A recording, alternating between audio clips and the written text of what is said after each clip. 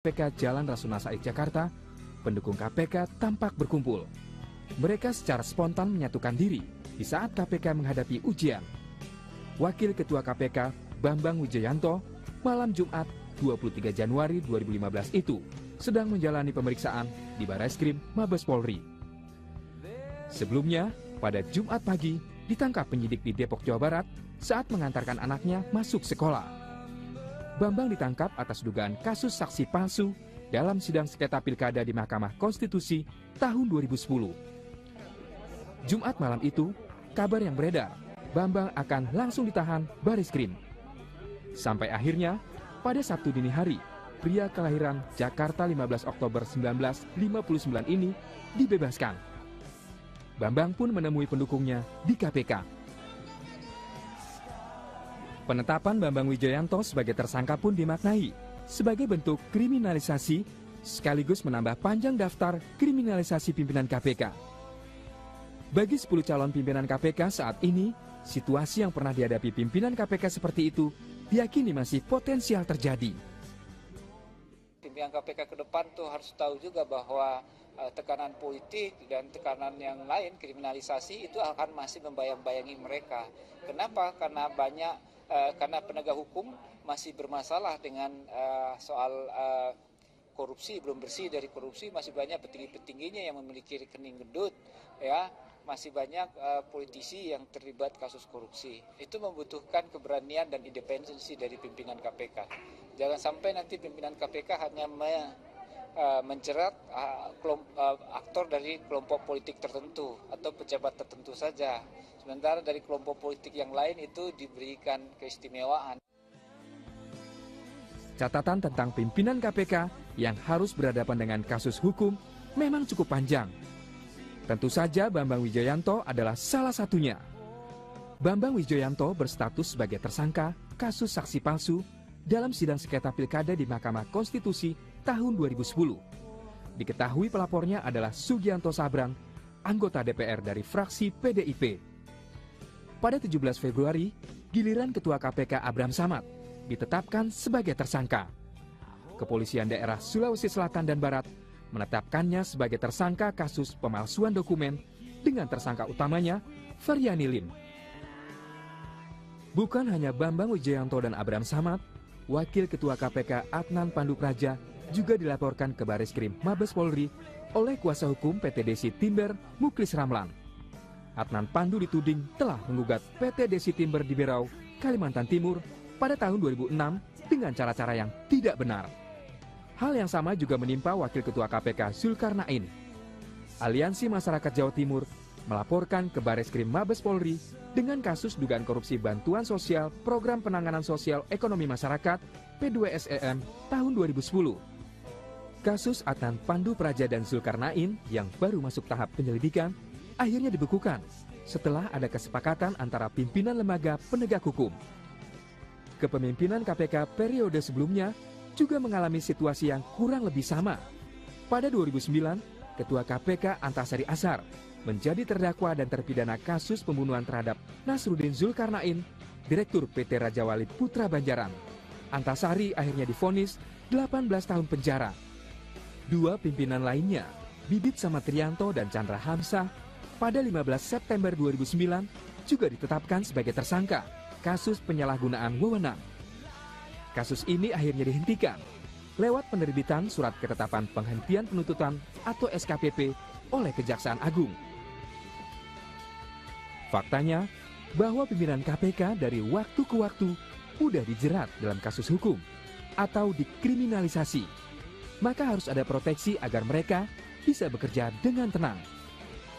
Dalam kaitan ini, Presiden seharusnya memproteksi pimpinan KPK dari potensi kriminalisasi itu.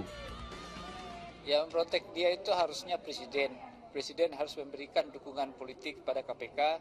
Dan kalau ada upaya kriminalisasi, mencari-cari kesalahan pimpinan KPK dan penyidiknya, Presiden langsung instruksikan, jangan lakukan itu. Dia minta agar pada penegak hukum, kalian berhenti.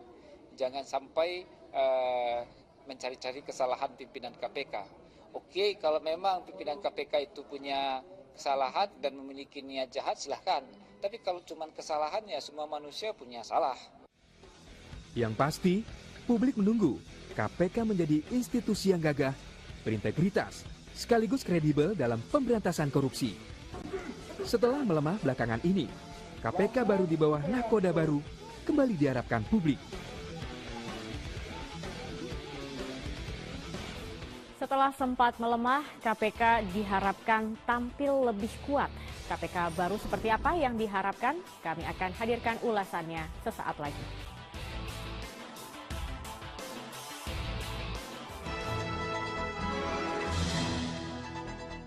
Terpuruk, KPK diharapkan kembali bangkit di tangan kepemimpinan baru. Namun, harap-harap cemas masih menggelayuti benak banyak orang. Ada pesimistis, ada juga optimistis dalam melihat kinerja KPK ke depan. Akan seperti apa wajah KPK periode mendatang? Simak ulasannya berikut ini.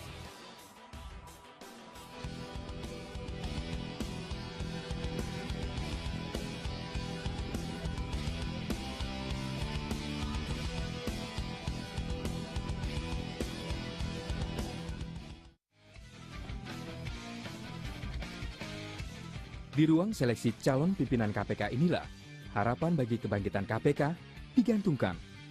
Ya, seleksi calon pimpinan KPK tahun ini bisa menjadi pertaruhan bagi performa KPK periode 2015-2019. Setelah praktis melemah pasca penetapan dua pimpinannya sebagai tersangka, KPK diharapkan kembali menguat eksistensinya ke depan.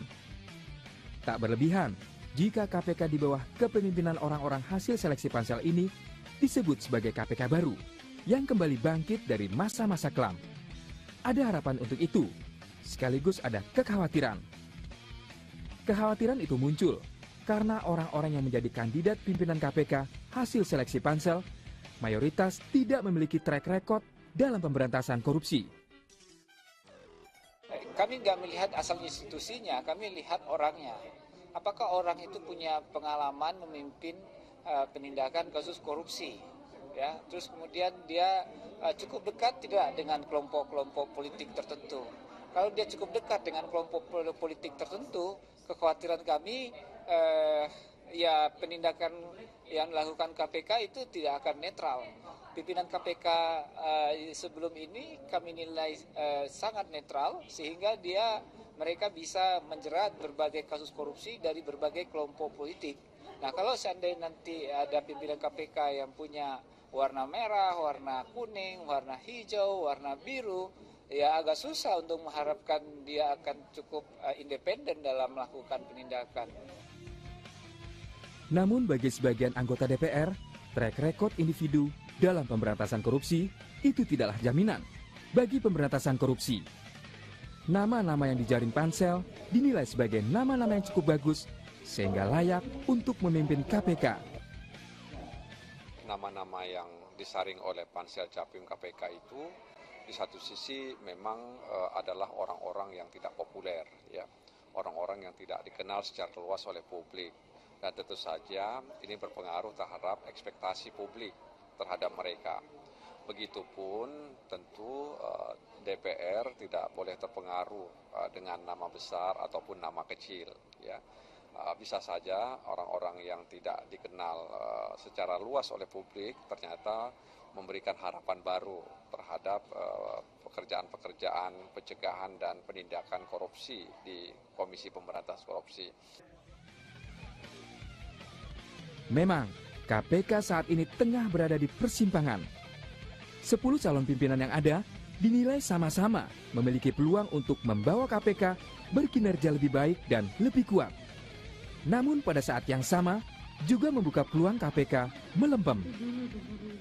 Kalau dilihat komposisi ini, kalau ada skenario yang the best yang saya katakan tadi, sebenarnya harapan kita paling tidak sekurang-kurangnya KPK bisa berada dalam posisi yang sama seperti ritme yang dulu. Sekurang-kurangnya itu, tapi ya tergantung. Itu lagi tergantung proses pemilihan di DPR-nya yang kita katakan tadi. Namun, tentu saja pimpinan KPK hanyalah salah satu faktor yang akan menguatkan atau melemahkan. Faktor eksternal KPK juga tak kalah besar pengaruhnya. Di antaranya, faktor payung hukum yang melingkupi KPK. Sejak tahun 2010, sudah beberapa kali ada upaya untuk merevisi Undang-Undang Nomor 30 Tahun 2002 tentang Komisi Pemberantasan Korupsi. Celakanya, mayoritas rencana revisi itu bertendensi melemahkan, sehingga penolakan publik pun sangat kuat. Pertengahan 2015 lalu, upaya revisi Undang-Undang KPK itu mencuat kembali. Poin-poin yang akan direvisi adalah soal kewenangan penyadapan yang akan diperketat, menghilangkan hak penuntutan KPK, dibentuknya Dewan Pengawas KPK, dan pengaturan kembali pengambilan keputusan yang kolektif kolegial.